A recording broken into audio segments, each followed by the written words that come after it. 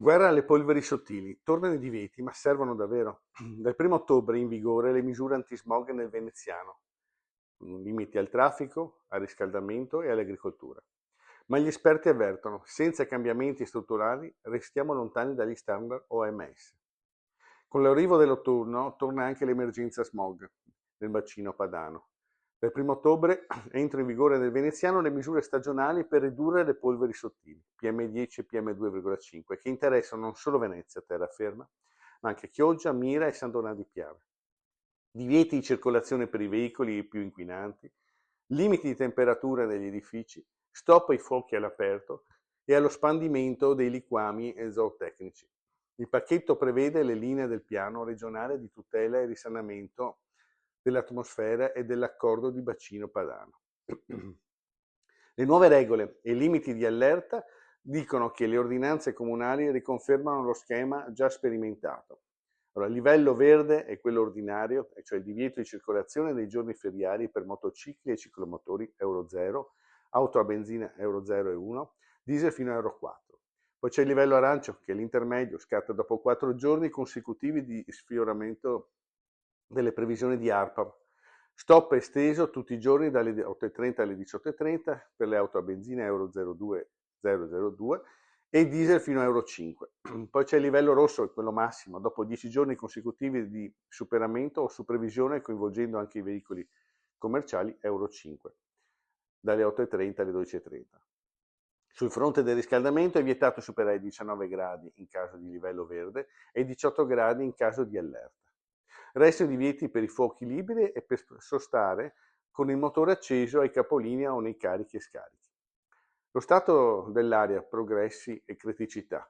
I dati SNPA, Sistema Nazionale per la Protezione dell'Ambiente, mostrano un miglioramento nel 2023.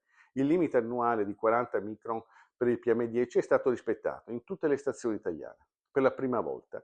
Tuttavia, il limite giornaliero di 50 micron è stato superato nell'11% delle stazioni, soprattutto nelle regioni del bacino padano, dove la conformazione geografica e anche geologica e le inversioni termiche favoriscono l'accumulo delle polveri. Gli standard OMS aggiornati nel 2021 sono però molto più severi. Raccomandano i 15 micron su metro cubo come media annuale per il PM10 e 5 micron su metro cubo per il PM2,5. Significa che anche rispettando le leggi italiane il rischio sanitario resta elevato. Gli esperti dicono che le misure necessarie non sono sufficienti. Le restrizioni stagionali vengono giudicate utili ma non risolutive. Bloccano i picchi e riducono gli episodi acuti di smog, spiegano gli esperti, ma non cambiano da sole il quadro strutturale. Le cause principali delle polveri sottili nel Veneto restano il traffico, i riscaldamenti domestici, l'agricoltura intensiva e alcune attività industriali. Per un miglioramento stabile occorrono trasporto pubblico più efficiente, incentivi per sostituire caldaie e veicoli obsoleti, politiche energetiche più pulite e regole più ambiziose.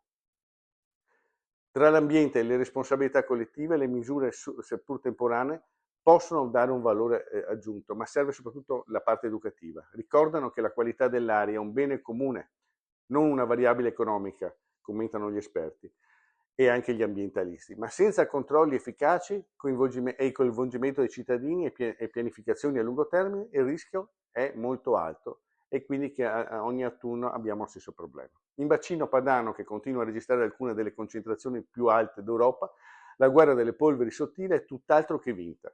La sfida non è solo evitare le multe europee, ma proteggere la salute pubblica.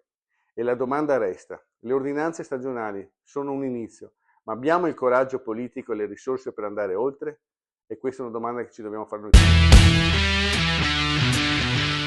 Dragster Italjet, motori ad alta prestazione 125, 200 e 300 cc.